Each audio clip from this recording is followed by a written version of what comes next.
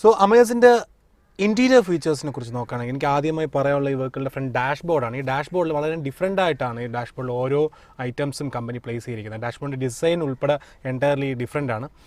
But അതുള്ള colour combination നോക്കുകയാണെങ്കിൽ Ivory beach കോമ്പിനേഷനുള്ള ഒരു കളറും പിന്നെ ഒരു ബ്ലാക്കും കൂടെ ഉള്ള ഒരു കളർ കോമ്പിനേഷനാണ് ഈ വെഹിക്കിളിൻ്റെ അകത്ത് വന്നിരിക്കുന്നത് കളർ കോമ്പിനേഷൻ. എന്തായാലും that is well quite and good. But നമ്മൾ ഈ വെഹിക്കിളിൻ്റെ ഡാഷ്ബോർഡ് നോക്കാം. എനിക്ക് ആദ്യമേ പറയാനുള്ളതെന്ന് പറഞ്ഞാൽ നമ്മൾ വിൻഷീൽഡിൽ നിന്ന് കുറച്ച് ഡിസ്റ്റൻസ് ഉണ്ട് ഡാഷ്ബോർഡിൻ്റെ ഫ്രണ്ട് എൻഡിലൊക്കെ. ഇവിടെ അത്രയും സ്പേസ് നമുക്ക് കിട്ടുന്നുണ്ട്.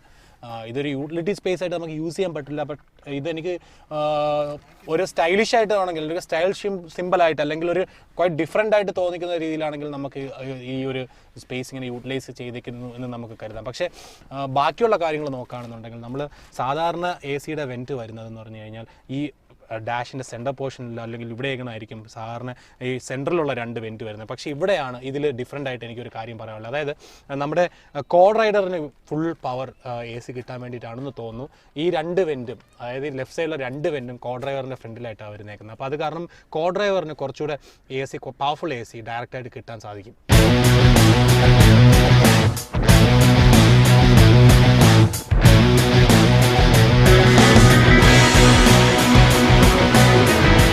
നമ്മുടെ മ്യൂസിക് സിസ്റ്റം വരുന്നത് സാധാരണ വരുന്നത് ഈ ഒരു ഡാഷിൻ്റെ അല്ലെങ്കിൽ ഈ ഒരു ഡാഷിൻ്റെ സെൻട്രലായിട്ടായിരിക്കും വരുന്നത്. പക്ഷേ മ്യൂസിക് സിസ്റ്റം കുറച്ചുകൂടെ ലെഫ്റ്റിലോട്ടാണ്. ഇത് കാരണം കോ ഡ്രൈവറിന് കൂടെ കുറച്ചുകൂടെ ഈസി ആയിട്ട് യൂട്ടിലൈസ് ചെയ്യാൻ കഴിയും, അല്ലെങ്കിൽ ഇത് യൂസ് ചെയ്യാൻ കഴിയുമെന്ന് ഞാൻ കരുതുന്നു. പിന്നെ AC-യുടെ കൺട്രോൾസ് എല്ലാം താഴെ ഇങ്ങനെ ഒഴുകി ഇറങ്ങിക്കുന്ന ഒരു പീസ്, താഴേക്ക് ഇറങ്ങി നിൽക്കുന്ന ഒരു പീസ് പോലെയാണ് അതിൻ്റെ അകത്ത് AC-യുടെ കൺട്രോൾസ് ഒക്കെ വരുന്നത്. പിന്നെ എനിക്ക് ഏറ്റവും സ്ട്രൈക്ക് ചെയ്ത ഒരു കാര്യം എന്ന് പറഞ്ഞാൽ ഈ വെഹിക്കിൾ ഇൻസ്ട്രുമെൻറ്റ് ക്ലസ്റ്ററാണ്. അതായത് ഇൻസ്ട്രുമെൻറ്റ് ക്ലസ്റ്റർ കുറച്ചുകൂടെ അകത്തേക്ക് ഇറങ്ങിയിട്ട് ഒരു 3 ഡയൽ വരുന്നുണ്ട്.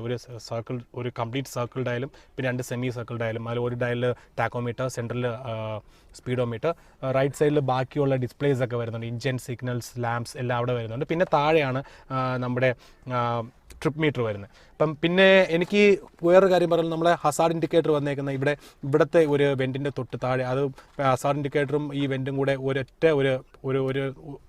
ഒരുമിച്ചിരിക്കുന്ന രീതിയിലുള്ള ഒരു പാറ്റേൺ ഉണ്ടാക്കിയിട്ടാണ്. അതുപോലെ റൈറ്റ് സൈഡിൽ നോക്കുകയാണെന്നുണ്ടെങ്കിൽ നമ്മുടെ ഹെഡ് ലാമ്പ് അഡ്ജസ്റ്റ് ചെയ്യുന്ന ഹെഡ് ലാമ്പിൻ്റെ ഫോക്കസ് അല്ല, ഹെഡ് ലാമ്പിൻ്റെ ലെങ്ത് ഹൈറ്റിലോട്ട് വേണോ താഴേക്ക് വേണോ അത് നമ്മൾ അഡ്ജസ്റ്റ് ചെയ്യുന്ന ഒരു ഓപ്ഷൻ ഇവിടെ വന്നിട്ടുള്ളത്. പിന്നെ സ്റ്റിയറിംഗ് ഹോണ്ടയുടെ തന്നെ ടിപ്പിക്കൽ സ്റ്റിയറിംഗ് ആണ്, ഹോണ്ടയുടെ തന്നെ സ്പോക്സ് വരുന്ന സ്റ്റിയറിംഗ് ആണ്. പിന്നെ ലെഗ് സ്പേസ് പറയുകയാണെന്നുണ്ടെങ്കിൽ ലെഗ് സ്പേസ് കുറച്ച് കൂടുതലായിട്ട് എനിക്ക് തോന്നുന്നുണ്ട് ഈ വെഹിക്കിളിൽ. അപ്പോൾ ഇത്രയുമാണ് ഈ വെഹിക്കിളിൻ്റെ ഇൻറ്റീരിയർ ഫീച്ചേഴ്സ് എനിക്ക് പറയാനുള്ളത്. പിന്നെ സേഫ്റ്റിയുടെ കാര്യം വരികയാണെന്നുണ്ടെങ്കിൽ ഡീസൽ വെഹിക്കിളിൽ എല്ലാ മോഡലിലും ABS anti-lock braking system, EBD electronic break distribution, പിന്നെ എയർ ബാഗ് ഹയർ എൻഡ് വെഹിക്കിൾസിൽ മാത്രമേ വരുന്നുള്ളൂ, എയർ ബാഗ് വരുന്നുണ്ട്. അപ്പോൾ ഇത്രയുമാണ് ഈ വെഹിക്കിളിൻ്റെ interior features.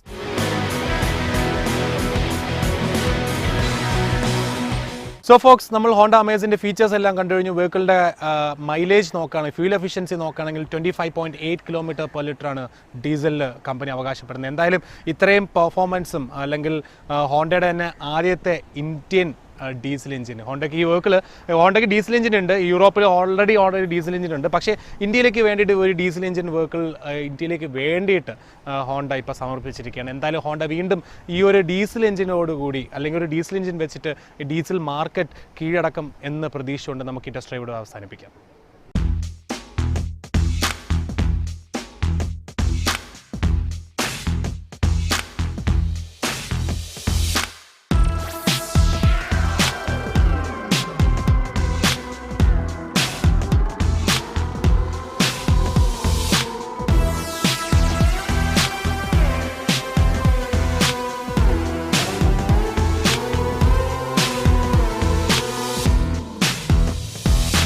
So guys, that's all with today's On Road. I hope you all enjoyed today's show and it was informative and entertainment as well. But if you got doubts, queries, suggestions or anything regarding On Road or any automobile issues, please feel free to write to us. Our address is The Producer, On Road, Jai Hind TV, Karamal Arcade, East Fort Trivandrum. So guys, I'll be catching up by next week, same time, same channel. Till then, this is Sally signing out. Keep watching Jai Hind TV and drive safe. Jai Hind.